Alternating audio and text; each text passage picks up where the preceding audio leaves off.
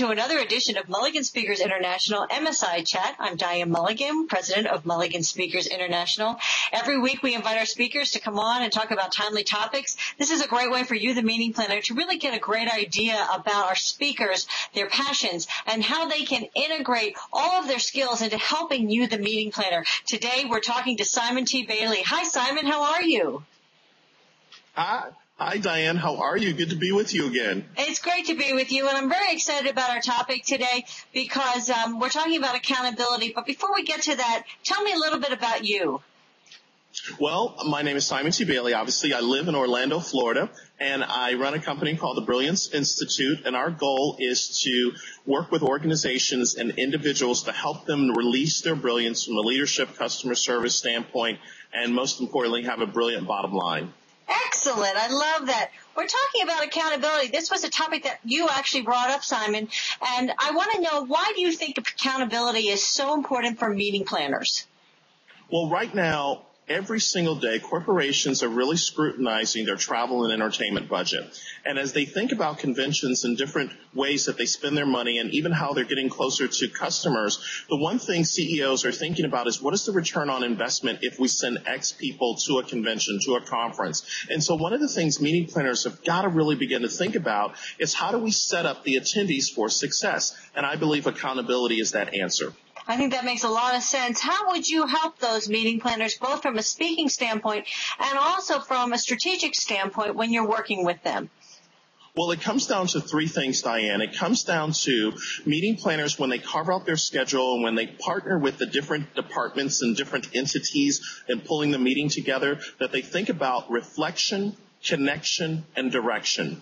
What do I mean by reflection? I've been going to meetings for the last 20 plus years, and I can't tell you, Diane, how many meetings I've been to, and it's like you're drinking water out of a fire hose. You go from session to session, breakout to breakout, and you never have time to step back and reflect and say, so what did I learn? What does this mean? What am I going to do? And I'm not saying that meeting planners should carve out like an hour to have reflection time, but maybe carve out 30 minutes. Now, I know they generally have a 15-minute break, but what if we stretch the 15-minute break to create reflection time? And then the second point, connection, is let the person connect the dot between, here's what I just gained from this session, here's how it applies to my business, and here's what I'm going to share when my leader, when he or she asks me, so what did you learn? What did you bring back? And then the direction piece is, so how am I going to direct my energy and my efforts going forward to ensure that what I learned doesn't die on the vine in 30 to 60 to 90 days after the conference? It doesn't matter.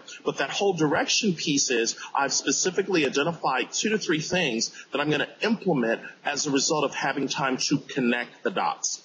Absolutely. And you talked about even challenging the conference attendees and working that into the whole meeting planner strategy, from going back to find out how they did implement. And think about, I'm just sitting here thinking about what a great marketing tool that could be when you get that feedback of, this is what I learned at the conference. Not only is it great to get that conference attendee back, but also to show other people who are prospective conference attendees, this conference is going to make a difference. How do you think that would work? It would work absolutely amazing, and I believe it would position the meeting planners not just as a meeting planner, but as a meeting strategist, because they're going to start with the end in mind. So starting with the end of, what do we want success to look like at the end of the conference, it comes down to asking this question of every attendee, what's your go-do?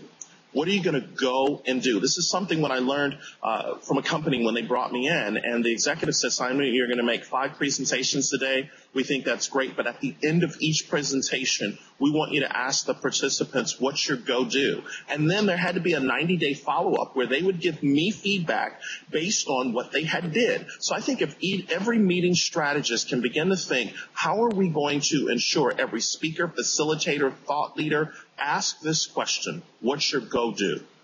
I love that. And I think that that's one of the things that you and the other speakers at Mulligan Speakers International really bring to the table. It's not just getting up and doing a inspirational or even a transformational speech. It's working from the very beginning with the meeting planners and offering your services and your expertise so that that meeting can really be something that people talk about for a long time. Thank you so much for joining us today. I really appreciate it. Thank you and to for the having me. meeting Good to be planners with out you. there, thank you so much for joining us. I hope you'll join us again next week for another edition of Mulligan Speakers International MSI Chat. I'm Diane Mulligan with Mulligan Speakers International. Have a wonderful day.